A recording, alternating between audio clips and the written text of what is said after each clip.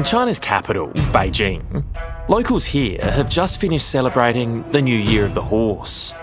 It's a festive time across the country. But for Victor Gao, a former Chinese Communist Party diplomat and interpreter, there's a serious message he wants to give Australia.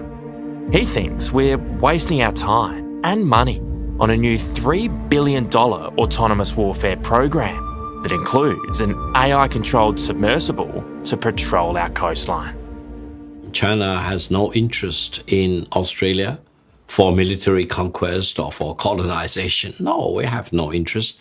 The only interest we have as Chinese for Australia is Australian beef, Australian fruits, grains of all kinds, and Australian minerals, and educational opportunities. So I want to see your Prime Minister Albanese really become very successful in selling lobsters of Australia to China.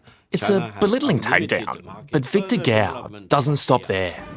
He's more than happy to spruik the military power of China. I have full confidence that no country, including the United States, will be able to build up AI dominance or military AI dominance above China. China will never allow that to happen. And when you take a look at this, you can understand exactly what he's talking about. Just weeks ago, the Chinese government introduced its latest robots, doing martial arts, running up walls, and displaying incredible human-like actions. Victor hints these advanced robots could be used on the battleground. If you have a military mind, you can just visualize what if they are used for military purposes. They are much more sophisticated, they are much more agile, and they are much more adaptable than anything you can find in the world. It gives you reason to cooperate with China rather than try to second-guess China or try to undermine China, because China is not going to be undermined. China is not going to be pushed around. So does that mean that display was a threat to Western countries?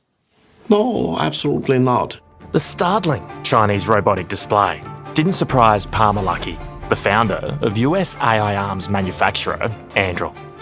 China has the lead in a lot of AI relevant technologies. They're making them cheaper, they're making them better, they're making them at much more massive scale than anyone is doing in the United States or anywhere else in the West. Is this a practical future that robots will be fighting our wars? It's a very practical future in that I think people understand there's a lot of jobs that in wartime are suicidal. And if we can replace those jobs with a robot that costs $5,000 or $6,000 rather than a human life, I can't imagine a world where we don't make that decision. We're delivering all kinds of things. We're delivering missiles, we're delivering loitering munitions, also air defense systems that are protecting some of their critical infrastructures. If they know I can defend myself very well, I can shoot down all these incoming missiles, and they know that I can reach back out and destroy boats in the strait, that's going to give them pause in deciding what they're going to do tomorrow, the next month, next year.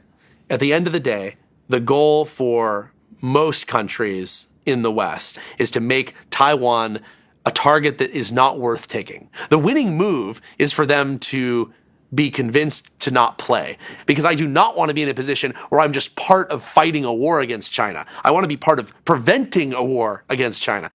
Is China deterred at all from moving into Taiwan, considering the new tech AI weapons that the West and the US is sending there to potentially protect it against China?